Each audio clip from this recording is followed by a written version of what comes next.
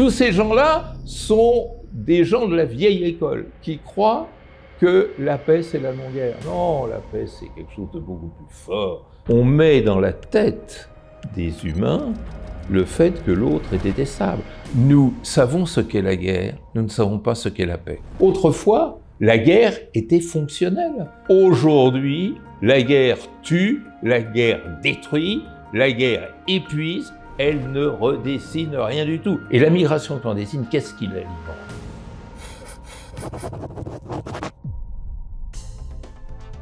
Bonjour Bertrand Badi. Bonjour. Vous êtes professeur émérite à Sciences Po et vous avez publié L'art de la guerre L'art de la paix selon l'art de la guerre de Sun Tzu, qui a été publié chez Flammarion l'année prochaine, dont on va parler aujourd'hui. Pourquoi l'art de la paix? On connaissait l'art de la guerre. Pourquoi? Vous touchez à l'essentiel. Et l'essentiel, il tient à un très curieux fait d'histoire. Que nous autres Européens, depuis la Renaissance, pour pas remonter à plus loin, nous savons ce qu'est la guerre, nous ne savons pas ce qu'est la paix. Ou plus exactement, nous considérons la paix comme la non-guerre. Et regardez les vitrines de libraires, vous verrez un nombre incroyable d'ouvrages consacrés à la guerre, le retour de la guerre d'hier, la guerre d'aujourd'hui, sommes-nous prêts pour la guerre, etc. Vous ne trouvez pratiquement aucun ouvrage sur la paix. Les deux constats vont ensemble. Il y a très peu d'ouvrages sur la paix parce qu'on croit que la paix, c'est tout simplement l'envers de la guerre. Pire encore, peut-être, dans une perspective aronienne, la paix, ce n'est qu'une entre-deux-guerres. Tout le but de ce livre, c'est de remettre la paix à l'endroit, c'est-à-dire considérer que celle-ci a une existence propre, n'est pas la guerre en creux, mais quelque chose de beaucoup plus profond qui touche au genre humain dans son essence et son identité même. Et donc ce que j'ai voulu faire, ce qui est très prétentieux, je vous l'accorde, mais donc je l'ai fait avec l'humilité nécessaire, c'est qu'est-ce que c'est que cette paix mystérieuse qui va bien au-delà des contingences militaires. Et je donne des éléments de réponse d'autant plus, j'espère, actuels et pertinentes que nous sommes à un tournant dans notre histoire, à un tournant dont on n'a pas forcément conscience. À savoir que jamais les guerres ont été aussi nombreuses. C'est vrai que depuis 1945, on recense à peu près 500 guerres, c'est-à-dire presque autant que depuis la Renaissance. Donc elles n'ont jamais été aussi nombreuses, elles n'ont jamais été aussi meurtrières, je dirais, dans leur cible, dans leur mode de fonctionnement, elles n'ont jamais été aussi coûteuses, aussi destructrices, et pourtant, elles n'ont jamais été aussi inutiles et inefficaces. Autrefois, c'est malheureux de le dire, mais c'est la réalité. La guerre était fonctionnelle, c'est-à-dire, périodiquement, elle redessinait l'ordre international. Aujourd'hui, la guerre tue, la guerre détruit, la guerre épuise, elle ne redessine rien du tout. Qu'est-ce qu'a redessiné la guerre du Vietnam? Qu'est-ce qu'a redessiné la guerre d'Irak? Qu'est-ce qu'a redessiné la guerre de Libye? Qu'est-ce qu'a redessiné la guerre d'Afghanistan? On s'aperçoit, ou la guerre d'Ukraine, et on s'aperçoit derrière tout cela que nous sommes dans un monde de plus en plus interdépendant, de plus en plus social, c'est-à-dire où l'être humain, dans la banalité, la quotidienneté de son action, est de plus en plus au centre des grands enjeux, et donc il faut redessiner la paix parce qu'elle coûte moins cher, parce qu'elle est plus utile, et surtout parce qu'elle permet de définir cet ordre humain qui est toujours absent des plans politiques. En gros, il faut chasser Hobbes et retourner à Aristote. Alors, moi j'ai beaucoup aimé justement votre ouvrage parce que vous parlez de paix alors que tout le monde parle de guerre aujourd'hui. Accepterez-vous en fin d'entretien de le signer pour qu'on puisse l'offrir à l'un de nos abonnés qui nous laissera un commentaire intéressant sur cette vidéo? Ah bah évidemment, vous savez, signer un livre, moi j'adore ça, peut-être que ça tient à des considérations narcissiques, mais pour moi, signer un livre, c'est un double succès. D'abord, c'est une communication. En signant un livre, je le donne, je l'attribue à un autre humain et un échange se fait. Et puis, signer un livre, c'est aussi l'assumer et c'est s'exprimer sur la place publique, ce qui est le but de l'opération, parce que un livre, c'est un message. On n'écrit pas un livre uniquement pour parler à soi-même. On écrit un livre pour parler aux autres. Donc, non seulement j'accepte avec plaisir, mais si vous en avez quelques dizaines, je le ferai bien volontiers. Alors, le chancelier Friedrich Merz a dit il y a quelque temps que nous n'étions plus en Europe en paix, mais nous n'étions pas en guerre. Est-ce que vous abondez dans son sens? Ben non, parce que je crois que c'est un monsieur qui, encore une fois, ne pense la paix qu'à partir de la guerre. Qu'est-ce que je veux dire par là? Bien sûr que la paix, c'est l'extinction de la guerre. C'est pas sûr que ce qu'on appelle, nous, extinction de la guerre, soit une réelle extinction de la guerre. C'est le cessez-le-feu, c'est la trêve, pour mieux rebondir après. Donc déjà, il y a une insatisfaction due à ce premier constat. Mais il y a surtout beaucoup plus. C'est que la paix, elle couvre quantité de domaines, et pas seulement le domaine martial. Pas seulement effacer la guerre. La paix, c'est construire la coexistence entre humains.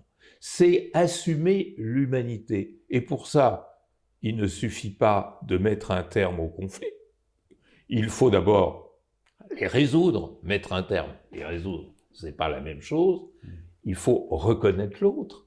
Et derrière cet effort d'altérité, qui est à la base même de l'idée de paix, vous retrouvez ce que le programme des Nations Unies pour le développement, grande institution s'il en est, appelle la sécurité humaine, c'est-à-dire la sécurité alimentaire. Depuis Saint-Augustin, il y a donc un certain temps, on sait qu'il n'y a pas de paix possible si encore un seul humain ne mange pas à sa faim. Vous savez que la faim dans le monde, elle tue 10 millions de personnes chaque année. C'est-à-dire l'équivalent de 8 attaques par jour sur le World Trade Center pendant toute une année.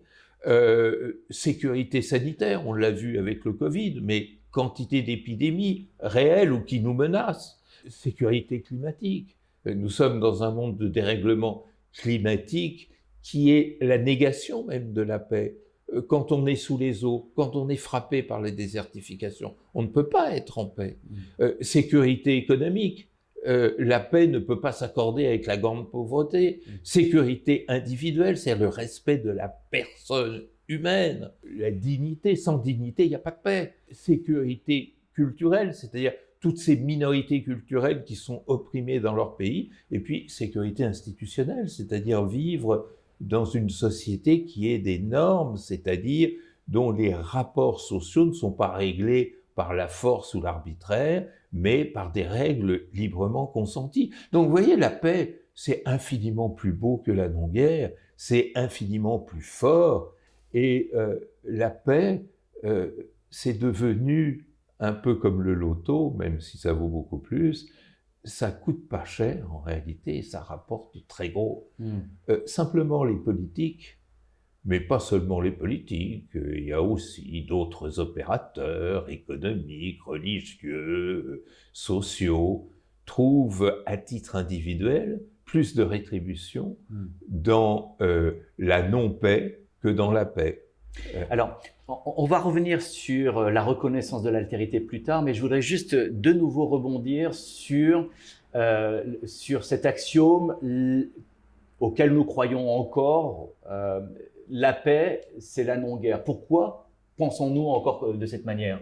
Eh bien, parce que le monde qui a été créé à la Renaissance, c'est-à-dire au moment même où on inventait l'État-nation moderne, reposait sur un principe très simple qui est le principe de souveraineté des États. C'est-à-dire, le monde que l'on bâtissait à l'époque, c'était une arène internationale au sein de laquelle se retrouvait un petit nombre à l'époque d'États souverains. Quand vous êtes État souverain, et que vous avez un différend grave avec un autre État souverain. Imaginons que nous soyons chacun un État, nous avons un différend grave. Comme nous sommes souverains, nous n'avons à obéir à personne et à aucun arbitrage. Donc, comment allons-nous résoudre notre contentieux? En se faisant la guerre. La guerre est devenue, avec la création de l'État-nation souverain, le seul mode de résolution des grands problèmes et des grands enjeux. La guerre est devenue fonctionnelle. Et la guerre a énormément servi l'État, faut pas l'oublier. C'est grâce à la guerre que l'État a pu lever l'impôt. C'est grâce à la guerre qu'il a pu se doter d'une bureaucratie. C'est grâce à la guerre qu'il a pu se doter d'une armée permanente qui était sa protection. Bref, et c'est grâce à la guerre qu'il a pu mobiliser et contrôler les citoyens. Bref, la guerre a été le grand pourvoyeur de l'État, et encore aujourd'hui les princes. Pourquoi font-ils la guerre? Parce qu'ils considèrent que c'est la façon la plus commode de renforcer son propre pouvoir. Regardez M. Poutine en Ukraine, M. Netanyahou en Israël, ils font la guerre d'abord pour servir, nourrir un pouvoir politique qui avait quelques failles et quelques fragilités. Donc c'est la faute à l'État souverain, c'est ce que vous êtes en train de dire. Oui, vous savez, la faute à Rousseau, c'est bien connu, il faut faire attention. Disons que l'invention de l'État souverain est telle qu'on l'a conçue, a effectivement fait miroiter tous les avantages que l'on peut retirer de la guerre, et nos princes ont du mal à s'en défaire. Ceci dit, il y a quantité d'autres facteurs qui ont effectivement convergé pour servir cette soupe politique qui a été effectivement très nourrissante pour les princes pendant des siècles et des siècles. À partir de 1945, du sortir de la Seconde Guerre mondiale, ça ne fonctionnait plus. Et c'est ce que je vous disais tout à l'heure. Maintenant, quand on fait la guerre, ça ne vous rapporte plus rien. Alors, on va reparler de cette reconnaissance de l'altérité dont vous parliez tout à l'heure. J'entends bien ces principes, mais quand on a des peuples qui se détestent, comme on va aujourd'hui, on voit avec à Gaza ou bien entre l'Ukraine et la Russie, qu'est-ce qu'on fait pour réconcilier et pour cette reconnaissance de l'altérité? Mais les peuples ne se détestent pas, ça fait partie des idées qu'on veut nous mettre dans le crâne. Les peuples ne se détestent pas, les peuples sont constitués d'humains, et les humains n'ont pas été faits pour se détester et s'opposer. On met dans la tête des humains le fait que l'autre est détestable. Rappelez-vous le grand juriste et philosophe allemand Carl Schmitt, qui a mal fini, comme vous le savez, puisqu'il a servi de rempart et même d'instrument au Troisième Reich. Mais Schmitt avait une formule qui était juste, en réalité, d'un point de vue sociologique, quand il disait « l'État désigne au peuple son ennemi », et le peuple, effectivement, fait de ce consensus d'hostilité la base même du ciment national. Mais ça, c'est une construction politique. C'est exactement comme les religions. Les religions, elles ne sont ni pour ni contre. Elles ne sont ni portées spontanément à la solidarité, ni portées spontanément à la haine. Mais on peut manœuvrer. Vous avez des entrepreneurs qui savent manœuvrer les emblèmes religieux, comme les emblèmes nationaux, comme les emblèmes claniques, villageois, familiaux, ethniques, etc., pour en faire des armes de guerre. La guerre, c'est une opération politique. C'est une opération politique. Ça consiste effectivement à mieux gouverner les hommes en sachant les entraîner vers l'extrême. On voit aujourd'hui le président des États-Unis, qui est un ancien entrepreneur immobilier, chercher à utiliser la méthode transactionnelle justement pour parvenir à la paix. En quoi cette méthode transactionnelle peut-elle effectivement mener à la paix ou au contraire est illusoire? Elle ne mène à rien du tout, sauf à trumpiser le monde, c'est-à-dire à le précipiter dans le chaos. Pour deux raisons. Il suffit de regarder. Pour deux raisons. La première, c'est que la paix, ce n'est pas une transaction. Ce n'est pas un objet de marchandage. La paix, c'est pas le concombre ou les patates que vous allez acheter sur le marché. La paix, c'est un État. Et un État ne transige pas. Voilà. C'est comme si vous disiez, on peut transiger avec la justice, on peut transiger avec l'humanité, on peut transiger avec le bien, un petit peu de bien, un petit peu de mal, et le cocktail est parfait, etc. Non.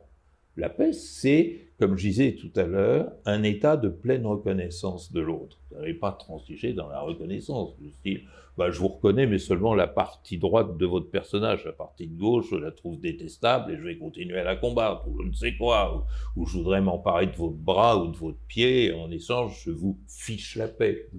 La formule en français fiche la paix est très intéressante parce qu'elle montre bien à quel point on est à côté de la plaque. On ne fiche pas la paix à quelqu'un, on construit la paix avec quelqu'un, justement. Donc, la paix, c'est le contraire même d'une transaction. Mais se trouve avec l'époque contemporaine un autre changement qui n'apparaissait pas autrefois. C'est que autrefois, on pouvait tricher avec la paix, c'est ce que je disais, c'est-à-dire pendant 3 siècles, 4 siècles, on a effectivement construit la paix par transaction parce qu'on construisait la non-guerre par transaction. Qu'est-ce que c'était que les fameux traités de paix? Vous savez, Utrecht, Rastatt, Münster, Osnabrück, Ryswick, Nimègue, Aix-la-Chapelle, etc. Qu'est-ce que c'était que ces traités? C'était effectivement une transaction entre États. Pourquoi ça marchait, cette transaction? Parce qu'on était entre un nombre limité d'États qui relevaient de la même histoire et de la même culture, et qui avait adopté ce mode de fonctionnement comme étant la règle du jeu, comme il y a une règle du jeu au Monopoly ou au jeu d'échecs, n'est-ce pas? Aujourd'hui, nous sommes dans la mondialisation. Et dans la mondialisation, d'abord, il y a plusieurs cultures des peuples qui ne partagent pas la même histoire et qui ne sont pas du tout dans cette grammaire de la transaction. Ça, c'est un premier élément. Le deuxième élément, c'est que justement la mondialisation a fait monter en force la pathologie devenue dominante dans les relations internationales, qui est l'humiliation. Et derrière toute transaction... Ça, c'est nouveau. L'humiliation... Non, ce n'est pas nouveau, mais elle est à son paroxysme maintenant. Parce que quand vous humiliez votre voisin, vous humiliez quelqu'un que vous considérez comme égal de vous-même. Et c'était comme ça dans les guerres européennes jusqu'à la Seconde Guerre mondiale. Bien sûr, la France a été humiliée par l'Allemagne en 1870, l'Allemagne a été humiliée par la France en 1918, et on pourrait continuer. Mais c'était une humiliation entre peuples qui se connaissaient et qui partageaient la même histoire, la même valeur, la même religion, etc. Maintenant, quand vous humiliez votre inégal, celui que vous décrétez être de race inférieure, quand vous lui dictez des conditions abjectes, là, à ce moment-là, l'humiliation est autrement plus forte. Et donc, la transaction n'est plus acceptée. Puis, il y a une troisième raison qui est extrêmement importante, c'est que, avec le progrès des communications, avec la visibilité du monde, on assiste depuis quelques décennies à une appropriation sociale des relations internationales. C'est-à-dire, il y a maintenant non plus 193 acteurs du jeu international, c'est le nombre d'États membres des Nations Unies, il y en a 8 milliards. J'ai compté, nuit d'insomnie, on est arrivé à un peu plus de 8 milliards. Et donc, le peuple regarde, le peuple contrôle, le peuple réagit. Regardez, on a cru pouvoir éliminer le peuple palestinien. Celui-ci a réagi. Regardez, on veut, en particulier M. Poutine, veut éliminer le peuple ukrainien ou considérer que c'est une sorte de sous-russe qu'il faut réintégrer dans l'Empire. Il ne se laisse pas faire. Il ne se laisse pas faire. Regardez, un peu partout en Afrique, dans ces conflits d'une extrême douleur et extrême force, la population est de plus en plus présente. D'ailleurs, même souvent, dans les conflits intra-étatiques, vous n'avez plus d'État, vous n'avez plus d'armée. Au Soudan, finalement, vous avez des groupes qui s'opposent, au Congo aussi, et on pourrait continuer. Les États ne jouent que des rôles souvent artificiels. Et donc, cette appropriation sociale fait que la transaction d'abord est plus possible. Vous pouvez transiger entre émissaires, vous envoyez à une négociation de paix des émissaires et à 6, ils refont sinon le monde, du moins la région. Maintenant, vous ne pouvez pas convoquer dans une conférence 8 milliards d'individus pour dire, ben voilà, on va transiger, etc. C'est la raison pour laquelle le conflit russo-ukrainien est si difficile à résoudre.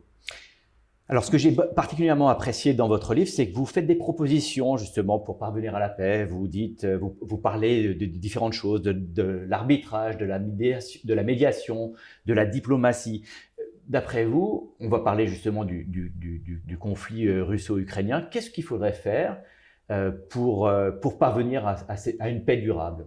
Alors, d'abord, quand on ose employer le terme paix, ça veut dire que l'on a pour projet d'organiser la coexistence, la reconnaissance réciproque, l'altérité, qui n'a rien à voir avec la transaction. Encore une fois, vous ne transigez pas en matière de coexistence.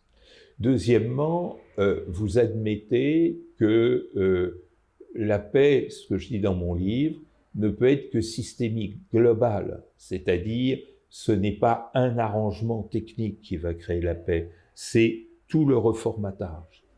Et d'autre part, vous évitez le vis-à-vis qui est toujours périlleux et portant à l'antagonisme. Si on a un problème tous les deux et qu'on ne le résout que tous les deux, la relation sera incertaine. Donc, il faut une paix qui aille au-delà de la transaction individuelle, qui intègre le maximum de personnes. C'est pour ça qu'on a inventé le multilatéralisme. Deuxièmement, il faut que ce soit une paix qui puisse déboucher sur les conditions d'une coexistence réelle, et pas ce stupide équilibre de puissance dont tant d'auteurs et d'acteurs ont parlé. C'est la raison pour laquelle je pense que le conflit russo-ukrainien ne peut avoir de solution que globalisée. Moi, j'appelle, et je suis le seul, et donc, comme je compte pas, tout ceci reste dans l'anecdote du professeur Tournesol que je suis, j'appelle à un Helsinki 2, c'est-à-dire une nouvelle conférence sur la sécurité européenne, dans laquelle vous auriez non pas deux acteurs qui se font face en se détestant et se méprisant, mais l'ensemble des acteurs européens et probablement au-delà. D'abord, les États-Unis voudront y mettre leur nez,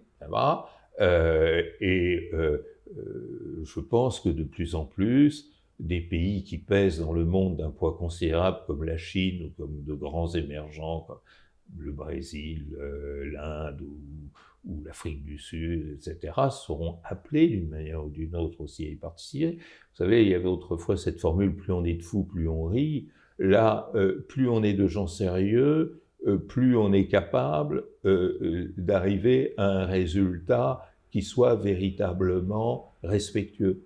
Et il faut que dans cette conférence globale, c'est l'autre élément, personne n'en sorte humilié. C'est-à-dire personne n'ait le sentiment d'avoir perdu et donc de devoir demain ou après-demain prendre sa revanche. Si on définit les conditions d'une sécurité nouvelle en Europe, ce qui est nécessaire parce que Helsinki, c'était la guerre froide. Or, les conditions ont changé. Il était stupide, et ça c'est une erreur colossale de la diplomatie occidentale, de penser qu'on pouvait passer d'un monde à l'autre sans ne rien changer en maintenant par exemple l'OTAN. Dans une conférence sur la sécurité européenne, il doit y avoir une sécurité globale à l'Europe et non plus une solidarité antagonique.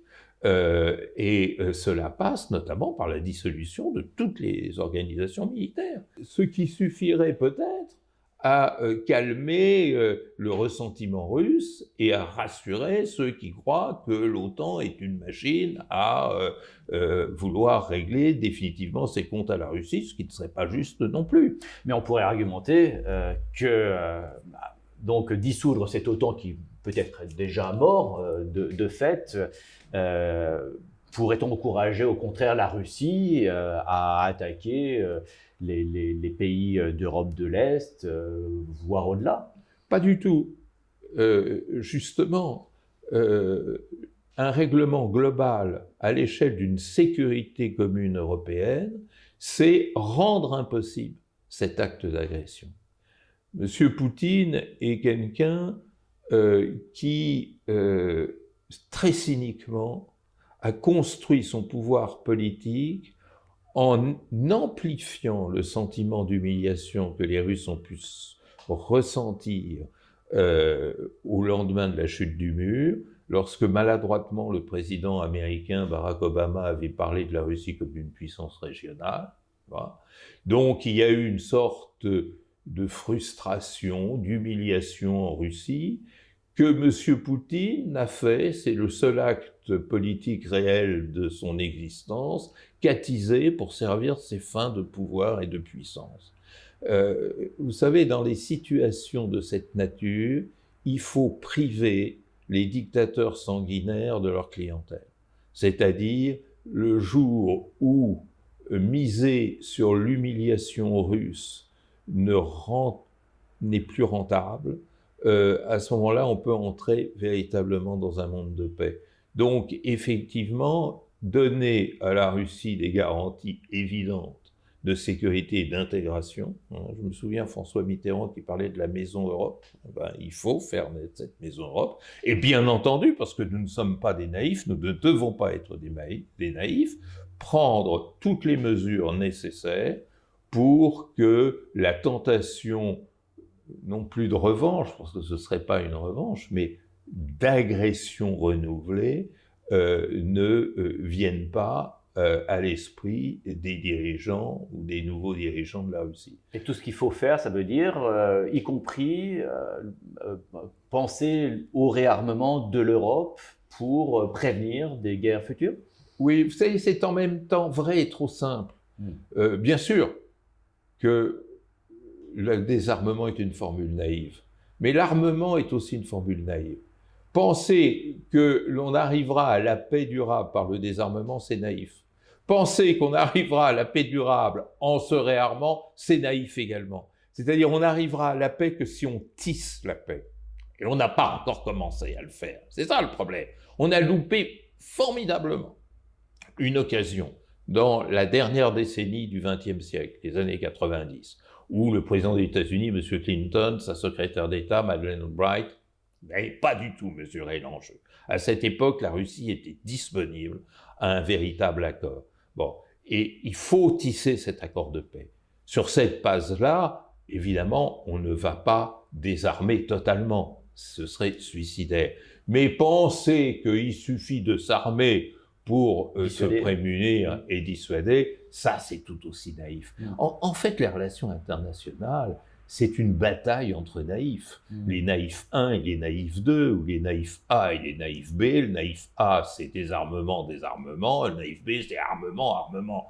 Non, c'est beaucoup plus compliqué. Vous savez, nous avons un très grand homme politique complètement oublié en France, qui est Léon Bourgeois, qui, voyant venir la mondialisation, vous expliquait qu'il fallait construire un monde de solidarité et que cette solidarité était la meilleure garantie de paix.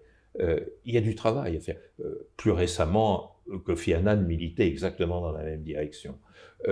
Mais tant que ce socle solidariste ne sera pas suffisamment épais, on va continuer à divaguer entre ceux qui disent cette formule totalement stupide, civis pacem parabellum, et ceux qui, plus sympathiques, mais tout aussi naïfs, vous expliquent que, ben voilà, on désarme et à ce moment-là, on aura la paix. Tous ces gens-là sont des gens de la vieille école qui croient que la paix, c'est la non-guerre. Non, la paix, c'est quelque chose de beaucoup plus fort, de beaucoup plus noble, tellement fort et tellement noble qu'elle éblouit le regard de bien des acteurs politiques qui, du coup, regardent dans d'autres directions. Alors justement, parlons du multilatéralisme de Kofi Annan, qui était le secrétaire général de l'ONU entre 1997 et 2006. Est-ce que ce n'est pas complètement anachronique de parler de multilatéralisme au moment où on entend M. Trump parler de Make America Great Again, Poutine dire Make Russia Great Again, casser les institutions internationales de l'ONU en passant par l'OMC. Est-ce que ce n'est pas complètement anachronique et complètement finalement utopique? Et non, mais justement, le vrai multilatéralisme est là pour faire taire ces gens-là, notamment ces deux personnages qui sont l'un et l'autre éminemment toxiques. Alors, le grand problème, et c'est peut-être le sens de votre question, c'est que nous croyons que nous avons un multilatéralisme à notre disposition pour faire taire ces voix dissonantes et dysfonctionnelles. Seulement, attachez votre ceinture, je vais vous dire quelque chose de pénible. Nous n'avons toujours pas de multilatéralisme. C'est ça. Où nous avons un multilatéralisme Canada Dry, si vous me permettez de faire de la publicité. C'est-à-dire des institutions qui se présentent comme multilatérales, qui se disent multilatérales, mais qui ne sont pas multilatérales. Donc là, vous avez en visée l'ONU qui n'est pas... Non, j'ai en visée le Conseil de sécurité. Ah d'accord. Okay. Parce que le Conseil de sécurité, c'est pas l'ONU, c'est le noyau dur de l'ONU, c'est la seule instance des Nations Unies qui soit contraignante, c'est la raison pour laquelle il s'agit bien d'un noyau central, mais ce n'est pas du multilatéralisme. Le Conseil de sécurité, ce n'est pas du multilatéralisme, c'est un concert de puissance. Donc vous pensez là, alors presque au-delà, c'est réformer ce Conseil de sécurité dont on a hérité après la guerre. C'est un thème dont on parle en permanence, mais que personne n'a jamais réussi à faire avancer. Je ne me fais pas la moindre illusion, parce que le Conseil de sécurité est irréformable. Pourquoi est-il irréformable? C'est que si un jour vient une proposition sérieuse de réforme du Conseil de sécurité, il y aura immédiatement un veto qui sera opposé, et donc on repartira comme avant. On est dans un cercle vicieux dramatique. Alors, vous parliez, et je parlais de Kofi Annan, l'homme était exemplaire, parce qu'il en avait conscience. Je l'ai entendu directement dire qu'il n'avait plus aucune illusion dans le Conseil de sécurité, et il avait un plan. Et un plan qui a partiellement réussi, qui était de dire, puisque on ne peut rien attendre du Conseil de sécurité, qui n'est rien d'autre qu'un concert de puissance, une sorte d'oligarchie mondiale, eh bien, on va lui opposer un multilatéralisme social, s'appuyer sur les agences sociales des Nations Unies, qui, elles, font un travail formidable. Si vous prenez le PAM, le Programme alimentaire mondial, qui a eu le prix Nobel de la paix, au moment où le prix Nobel de la paix avait encore un sens, si vous prenez l'OMS, l'UNICEF, le Haut Commissariat aux réfugiés, le PNUD auquel je faisais référence tout à l'heure, et on pourrait ainsi, ONU Femmes, etc., vous avez là tout un multilatéralisme qui est performant, qui obtient des résultats tout à fait remarquables.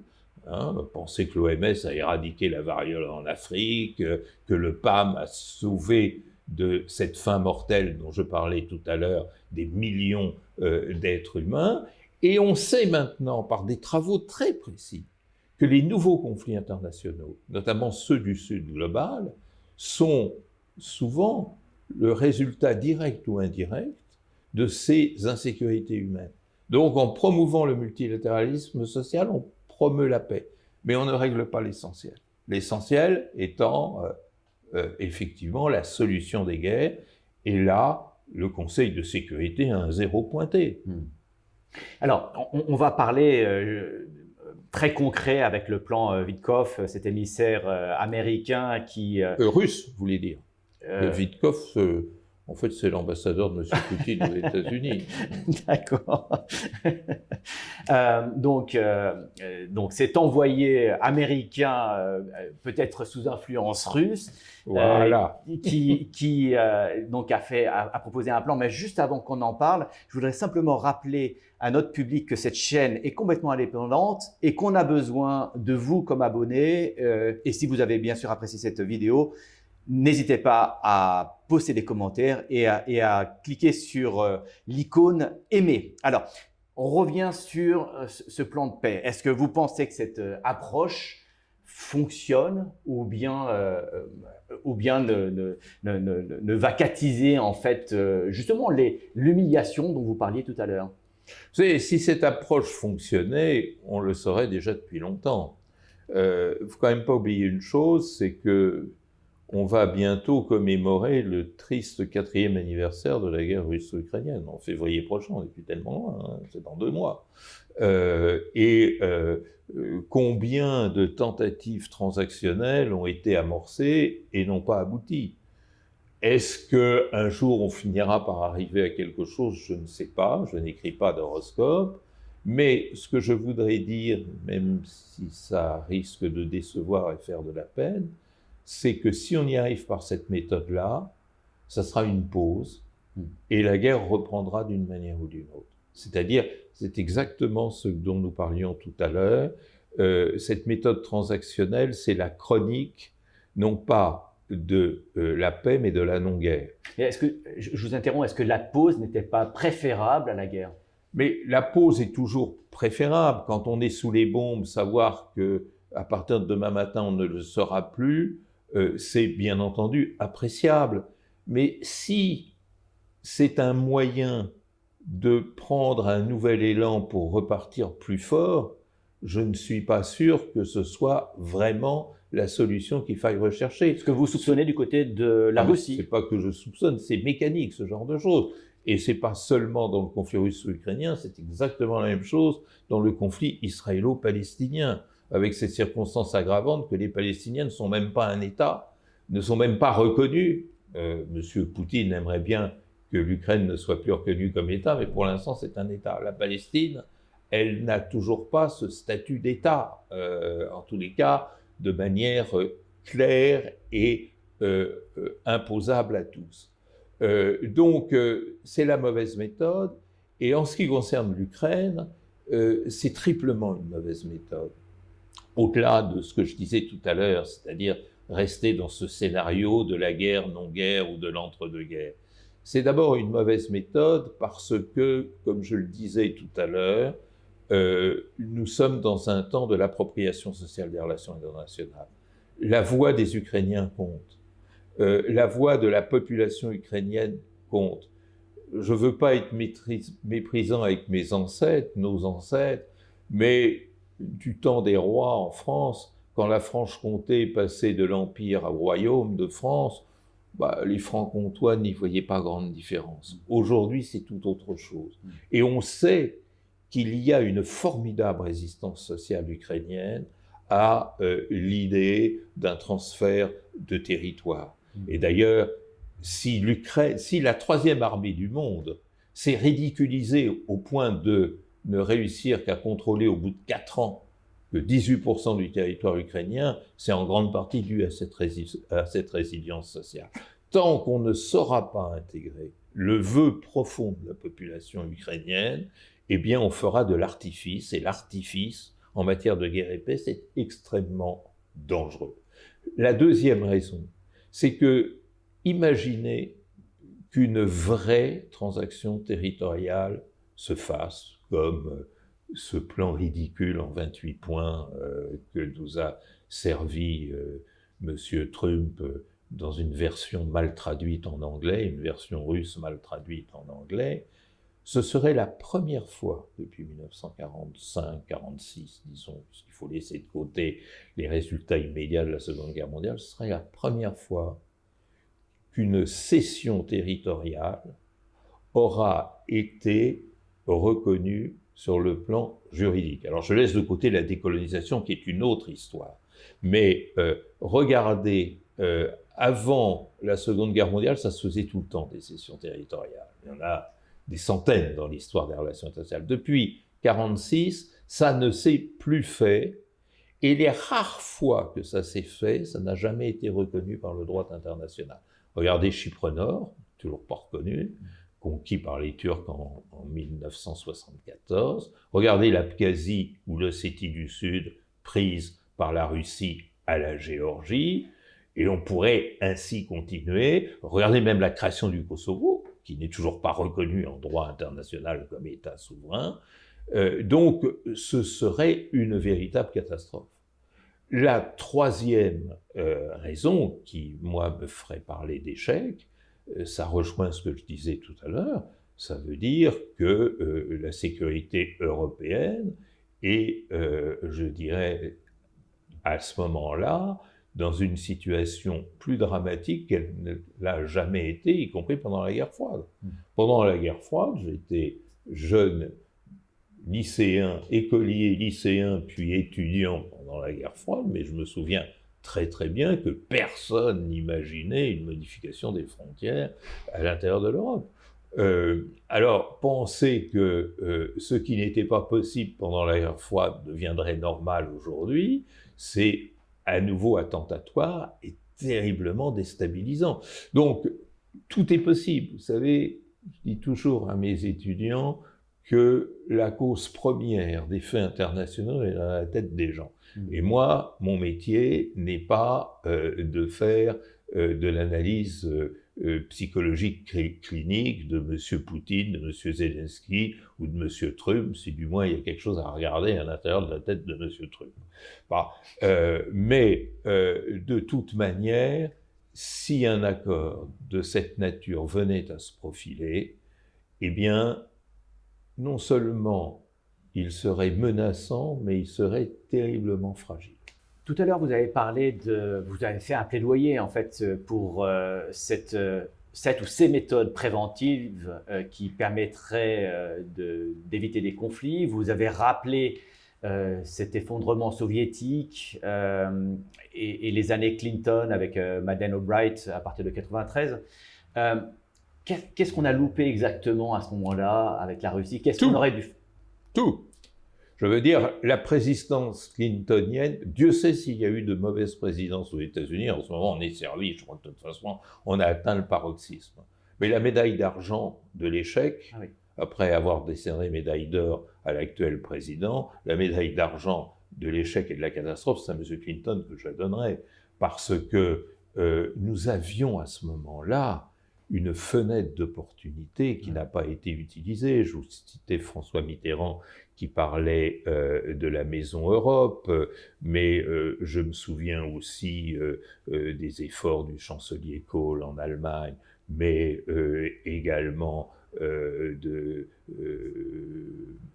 de Gerhard Schröder, qui avait eu qui a commis beaucoup d'erreurs, mais enfin, qui avait un autre regard sur le monde et notamment sur la Russie. Alors peut-être qu'il a eu un regard justement trop concupissant à l'égard de la Russie, mais il y avait un très bref temps, et aussi du côté même je dirais de l'URSS finissante, vous savez, le très grand homme, ça a été Mikhaïl Gorbatchev, qui avait un véritable désir d'intégration européenne. Rappelez-vous, 2 décembre 1989, nous sommes à La Valette, il y a un sommet entre George H. Bush, président des États-Unis, et Mikhaïl Gorbatchev, encore président de l'URSS, pour 1 an et demi à peu près, enfin 1 an oui, enfin 2 ans même encore. Gorbatchev dit à Bush à ce moment-là, l'URSS n'est plus intéressée par la compétition avec l'Occident. Ce qui était une claque à Thomas Hobbes, remarquable. Il l'a ressenti jusque dans son tombeau. Et c'était très intéressant parce que vraiment Gorbatchev avait un dessein coopératif en Europe que personne n'a servi. Pourquoi? Parce qu'on avait la mentalité du vainqueur. Disons, on a écrasé l'empire du mal, on a écrasé l'URSS, et ben maintenant c'est l'unipolarité, c'est la domination occidentale, des imbéciles parlaient même de la fin de l'histoire, il fallait vraiment le faire, n'est-ce pas? On parlait de la fin des idéologies. C'était tentant cette fin de l'histoire, en tout cas, elle était séduisante cette théorie. Écoutez, quelqu'un qui a son certificat d'études sait que ça ne veut rien dire la fin de l'histoire. Tout ça, c'est... Penser qu'on ait pu penser des choses comme ça nous montre à quel point on a été dans l'ivresse d'une victoire qui était réelle. C'est vrai que l'Occident a gagné la guerre froide, mais on était dans l'ivresse, c'est-à-dire on était peinté par les crus. Et au nom de quoi on disait n'importe quoi. Mais dire et faire n'importe quoi à un moment où des choses heureuses auraient pu être faites et n'ont pas été faites, c'est absolument criminel.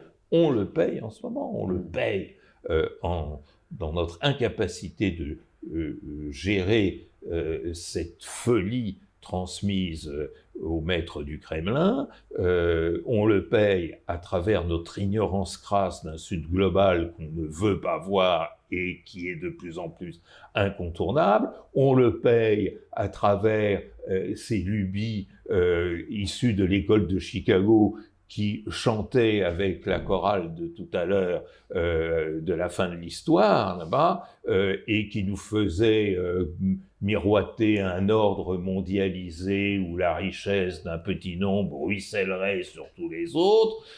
Bref, on a également été asphyxié par cet ersatz de multilatéralisme, alors qu'il fallait prêter main forte à ceux dont Kofi Annan, qui aux Nations Unies, Boutros-Ghali d'abord, puis Kofi Annan, prônait un multilatéralisme beaucoup plus structuré, on a tout raté. Ben, quand vous ratez tout, au bout d'un certain temps, la facture, elle est élevée. Ce que j'ai beaucoup aimé également dans votre livre, c'est d'une manière générale, il y a plein de choses qui sont pas seulement anachroniques, mais presque politiquement incorrectes. Et l'une d'elles, c'est ce passage assez original sur l'immigration que vous voyez d'une manière positive. Et en quoi cette immigration pourrait-elle servir une paix durable? Ah mais d'abord, c'est une très vieille idée, vous savez, elle ne m'appartient pas, elle appartient à Immanuel Kant, à une époque où l'immigration ne faisait pas le numéro 1 du journal télévisé. Voilà. Immanuel Kant disait « il n'y a pas de paix qui ne soit hospitalière ». L'idée était très profonde, parce que ce qu'il y avait dans la tête de Kant, c'était cette idée que la paix, c'était une affaire de comportement social, et quand vous ne savez pas accueillir l'autre, comme je vous accueille dans mon bureau, n'est-ce pas, mais comme un voisin d'appartement qui prête secours à son voisin de palier, n'est-ce pas, eh bien, l'idée même de paix n'arrive pas à prendre corps. Alors, quand maintenant vous transposez cette intuition kantienne au monde tel qu'il est, c'est-à-dire un monde ouvert, globalisé, visible. Du temps de Kant, on ne savait pas trop ce qui se passait en Afrique, en Asie, etc. On est dans un monde que la jeunesse d'aujourd'hui a parfaitement compris, qui est un monde qui a aboli le temps et l'espace. C'est-à-dire, vous entrez en contact avec Singapour, Johannesburg ou Sydney, le temps de manipuler votre portable. Ce qui est plus long, c'est de faire le code d'ouverture de votre portable, et ça y est, vous êtes à Johannesburg. Bon, dans ce monde qui est par définition un monde intégré, qui pour la première fois depuis Adam et Ève est un monde unique, c'est-à-dire un monde où tout le monde est dans le même bateau, ce qui n'existait pas. Quand on parlait tout à l'heure du système international classique, il était européen, et à la fin du 19e siècle, il est devenu euro-américain. Donc il est tout petit, et entre gens de niveau économique à peu près équivalent. Maintenant, on est dans un monde unique où le PIB par habitant au Sud-Soudan est autour des $400 par an, et le PIB par an et par habitant au Luxembourg est de $120 000. Vous comprenez qu'il y a un problème. Mais il y a un problème qui n'est pas seulement un problème de développement économique et de grande pauvreté au Sud, qui déjà justifierait ces mobilités, mais qui est aussi un monde de déséquilibre démographique. Nous avons en Europe un besoin impératif et urgent de migrants. Je supplie les migrants potentiels de venir chez nous. Voilà. Et on s'aperçoit que ce discours délirant contre la migration, délirant, n'est rien d'autre qu'une page de publicité servant le marketing électoral.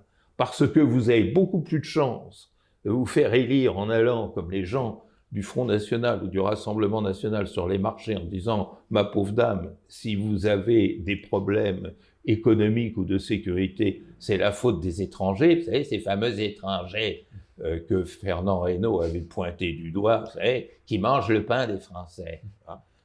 J'essaierai d'en mettre un extrait. Oui, mettez-le, il est formidable et il est prémonitoire, surtout que Fernand Reynaud dit le jour où l'étranger il a quitté le village, eh ben, il n'y avait plus de pain, parce que l'étranger, il était boulanger.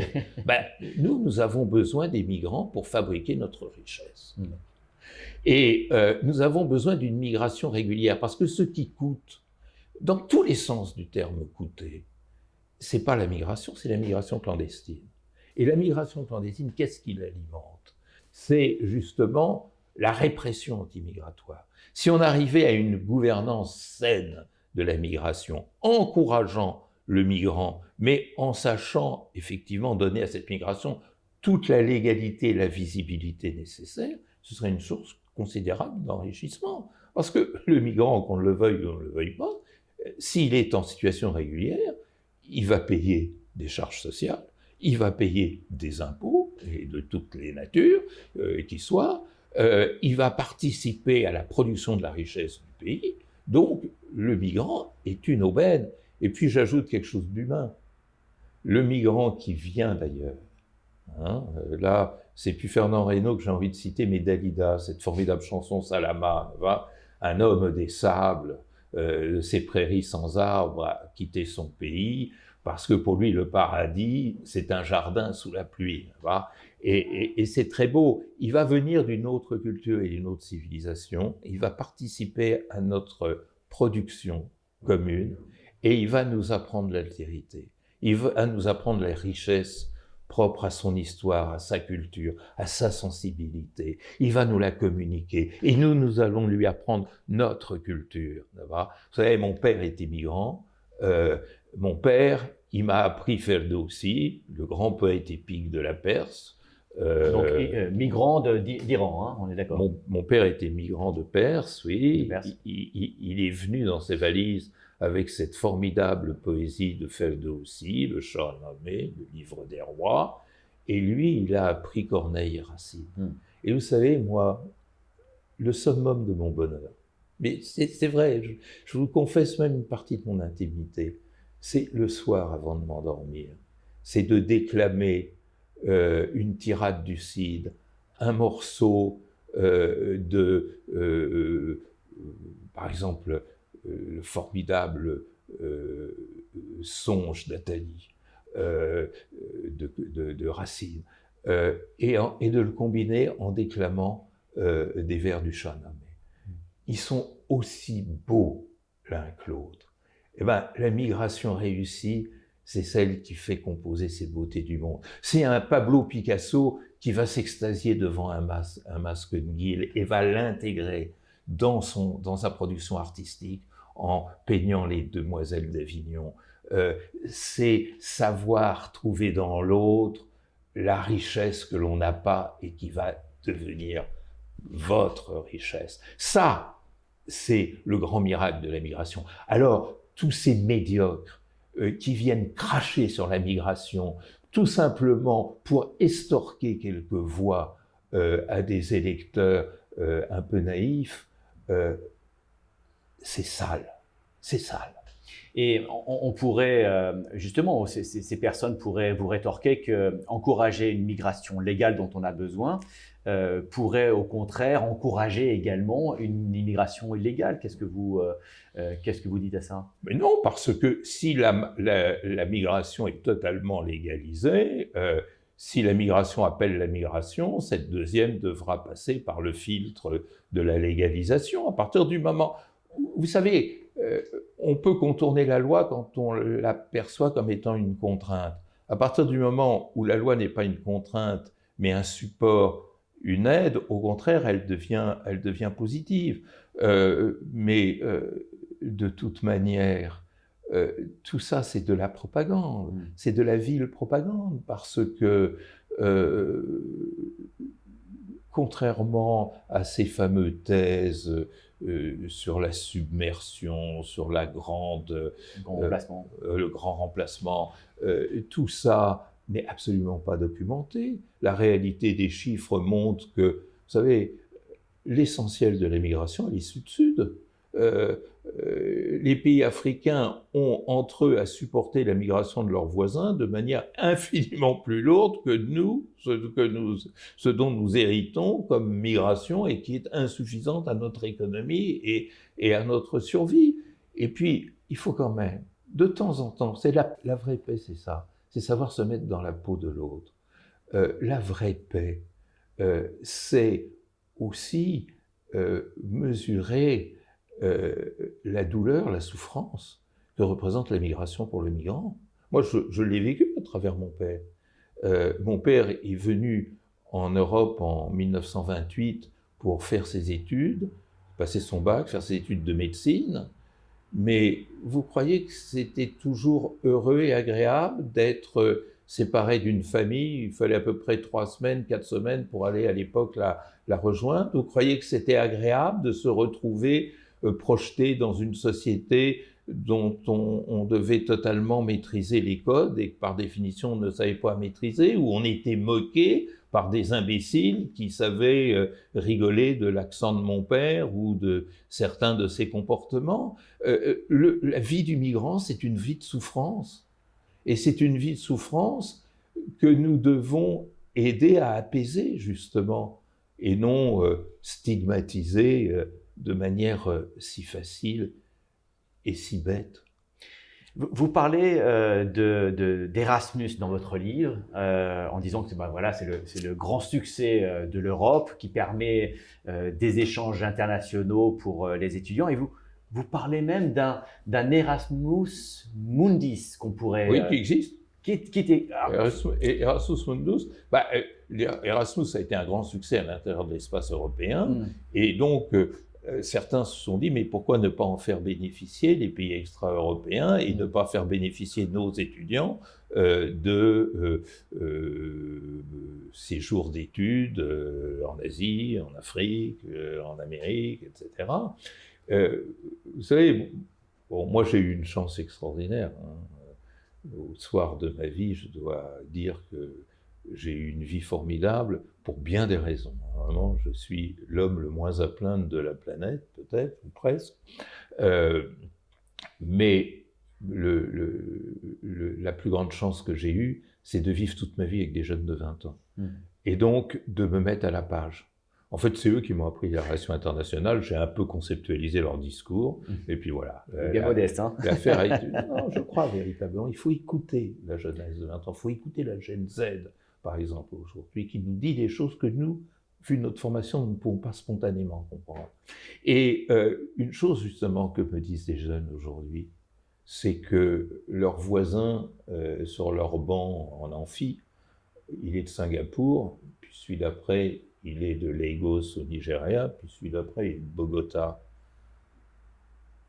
Bah oui, et alors? Ben oui, et alors des étudiants qui considèrent qu'on est là dans la norme absolue. Contraste avec la douleur de cet étudiant nigérian, singapourien ou colombien qui, dans le fauteuil où vous êtes assis, vient me voir et me dit: vous savez, c'est l'horreur. Hier, j'ai passé 4 heures à faire la queue à la préfecture de police, et puis finalement, ça a servi à rien parce que j'avais pas le bon papier dont on avait besoin pour renouveler mon permis de séjour, donc je sais même pas s'il sera renouvelé, etc. Vous savez, il y a aujourd'hui, et vraiment c'est la marque de notre temps, un tel décalage entre ce que ressent spontanément un jeune qui est piéton du monde et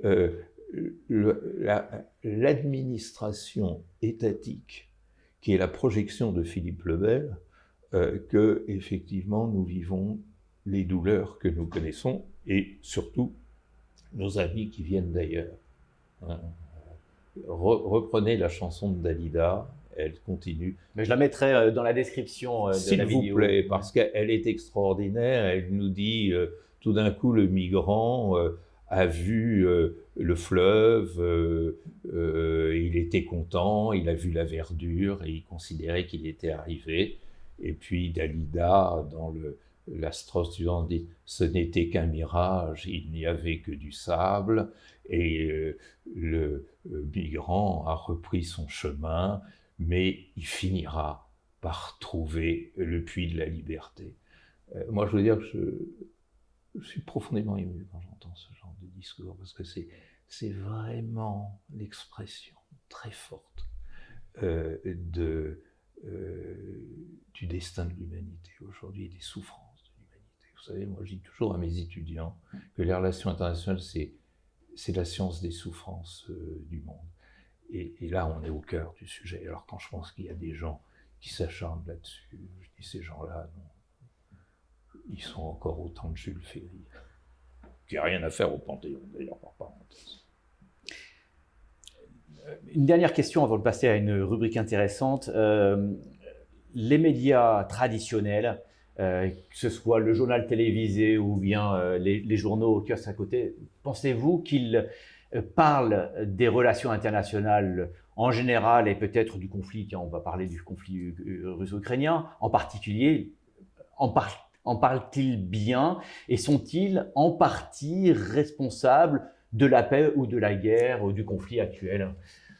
Alors, beaucoup de médias de qualité en parlent. Je ne voudrais faire de publicité pour personne, mais dans la presse imprimée ou dans le site de la presse imprimée, je pense à un grand quotidien du soir français, vraiment il faut lui rendre hommage, il fait un excellent travail en ce sens, et bien d'autres encore. Je pense surtout que les réseaux sociaux viennent avec le risque de fake news et de manipulation, mais irriguer très largement l'opinion publique. Donc l'information circule. Mon grand regret et ma grande inquiétude, c'est que les grands médias télévisés traditionnels, je pense aux fameux 20 heures, ne le font pas, ils font pire que ça. Ce sont des journaux qui vous expliquent essentiellement le narcotrafic à Marseille, l'attaque au bélier d'une bijouterie, une inondation dans le Loir-et-Cher ou je ne sais quoi.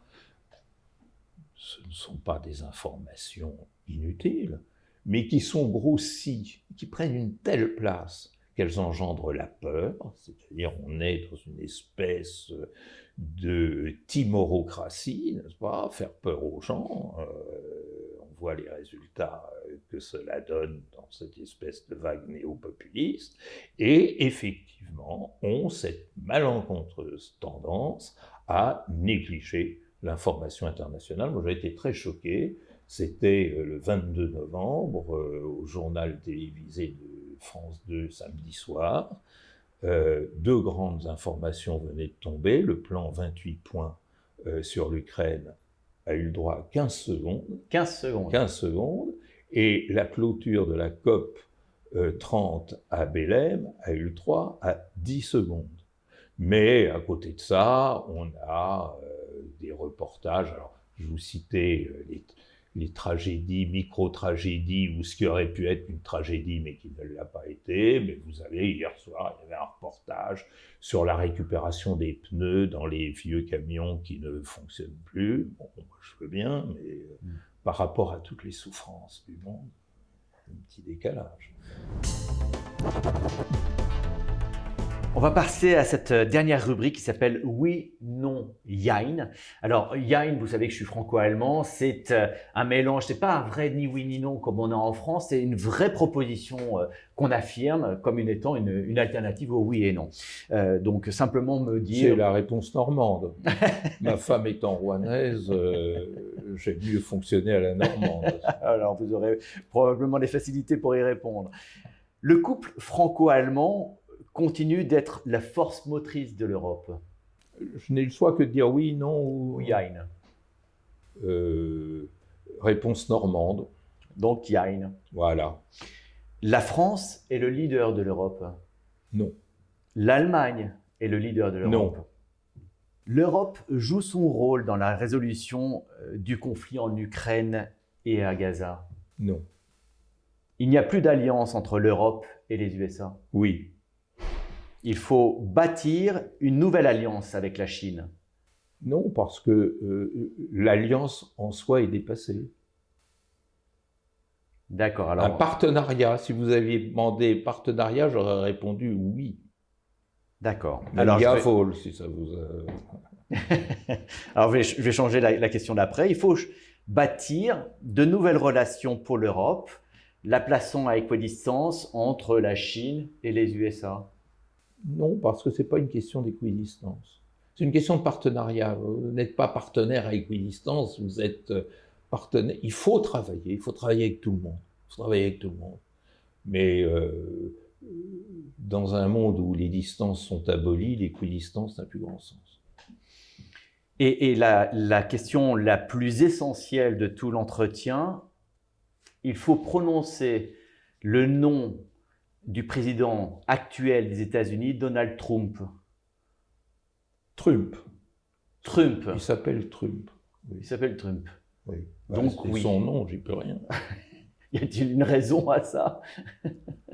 La raison pour laquelle sa famille s'appelle Trump, ça, je ne suis pas généalogiste, je n'en sais rien. Mais la raison pour laquelle vous prononcez de cette manière-là, vous êtes quand même le seul. Ah oui, il y a une. Vous savez, il m'arrive rarement de prononcer quelque chose sans raison. On en restera là. Je vous remercie de nouveau de nous avoir accordé autant de temps ici à Paris. De nouveau, je rappelle votre ouvrage « L'art de la paix » et non pas « l'art de la guerre », mais selon l'art de la guerre de Sun Tzu. Il est publié chez Flammarion. Je crois que vous êtes déjà dans l'écriture d'un nouvel ouvrage pour… Qui sortira tout début janvier. Eh bien, on l'attend avec impatience. Merci de nouveau pour m'avoir reçu aujourd'hui. Merci à vous. Merci d'avoir suivi cet entretien jusqu'au bout. Ça, c'est mon autre chaîne principale qui s'appelle Sur le fil, où vous pouvez retrouver des vidéos didactiques touchant de sujets géopolitiques. Elles sont vraiment incroyables, ça vaut le coup d'y jeter un œil. À bientôt.